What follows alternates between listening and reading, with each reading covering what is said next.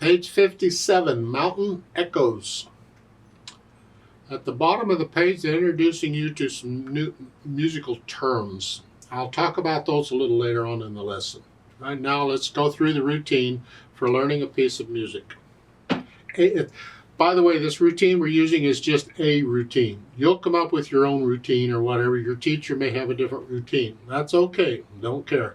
Since these are my videos, I'm using the routine that I'm used to. So, I'll look it over. It's 2 lines long, sort of. It's longer than that, but I'll come back to it.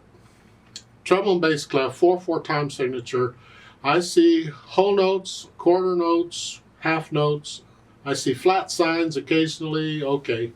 Right hand, let's make sure we got the notes and the rhythms. So you thumb here, that puts you in this position, still in G position. And when we need a B flat, which we will, I'll just use 3rd finger at the time, but the position is still here. So it's 1, 2, 3, 4, 1, 2, 3, 4, and then B flat, just come down here. Don't stay there, come back out here. You're only in the B flat long enough to play it, and then come back out here. Second line, they're A's. B flat.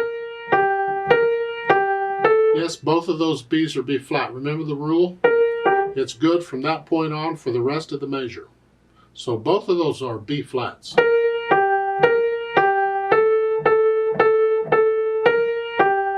But again, I only put the finger on that note long enough to play it because the position is here.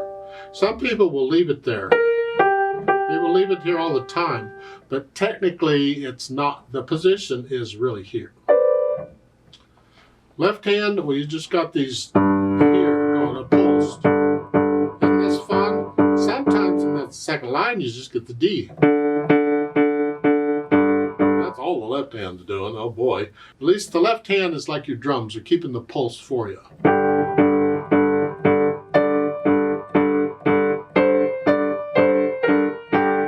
And again, I'm connecting the right hand even though I can't connect the left. But look at the articulation. You can lift up here. You have to lift up, it's a repeated note. But going from the first line to the second line, look at the end of the first line. We're here. Go to the second line, we're here. I'm going to lift up. Here, done.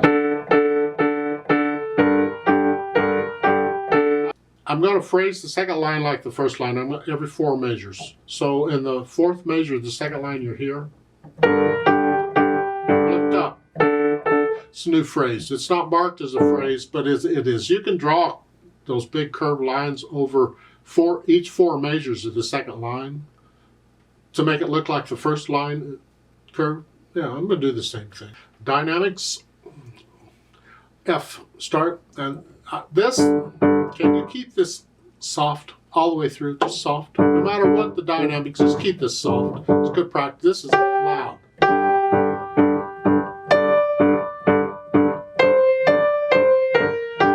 And then it's soft. It's the echo. We're echoing it. And the second line is the same. You start out loud. I'm keeping this soft. The 5th measure over, you're going to echo that. It's soft. The left hand, I'm keeping it the same pretty much through, just soft. If you can, try it. Keep at it. It comes eventually. Now, for this part of the lesson. In the past, we've always just played a piece from straight through. Start at the beginning, go to the end, you're done. That's not the way music works. Sometimes we got to go all over everywhere. I call it the road map. It's like following a road map of where we're going to get to, how do we get to the end. This is where we have to start thinking about this. At the bottom, they have a DC all fine. That's fine, not fine. Fine. The DC stands for da capo. I say DC because I'm lazy and I can't say da capo very well. So DC means go back to the beginning. Don't ask questions. Don't pass go. Don't collect $200. Just go to the beginning, period. DC. Go to the. It's like a repeat sign, sort of. And you'll see it under the staff at the end of the second line, the DC all fine. Okay, DC just tells you to go back to the beginning. Al fine means to fine, to the fine, is what it means. Fine is at the end of the first line. You see underneath the staff, you'll also see the thin and thick bar line. Remember, that's the symbol for end of a piece. And I told you a long time ago that that will not always be at the bottom, because a piece can end anywhere. And that's where it doesn't, a piece doesn't even have to end at the end of a line. It could end in the middle of a line. Doesn't matter. Thin and thick bar line, that's where we're going to end the piece eventually. So what it simply is this piece is 3 lines long, because you're going to go back and play the first line again. That's all. So you just follow whatever the rules are. You work your way through where do we go, when, and how, because it gets a little more interesting than this eventually. Just get this part now. Speed, did I talk speed? Moderato, I usually do the speed before I'll figure out the roadmap. The speed is just in the middle. Whatever you think that pulse is, a nice steady pulse. 1, 2, 3. Remember the natural accent? 1, 2, 3, 4.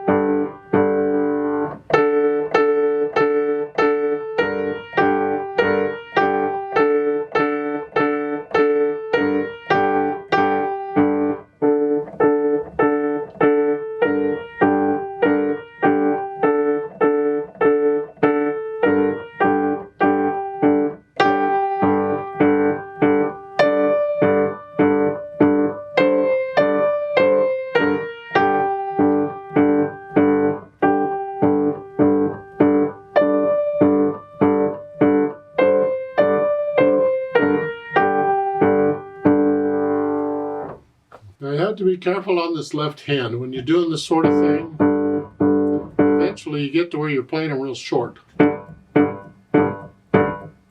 That's not what's written. There's a symbol for that. So we come to that later. And now you just play them. And so don't worry about trying to connect them. You can't. Just play them softly. Let's play it together very slowly. I'm not going to do the dynamics.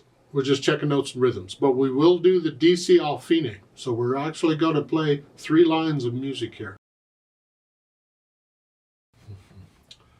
1, 2, ready, go.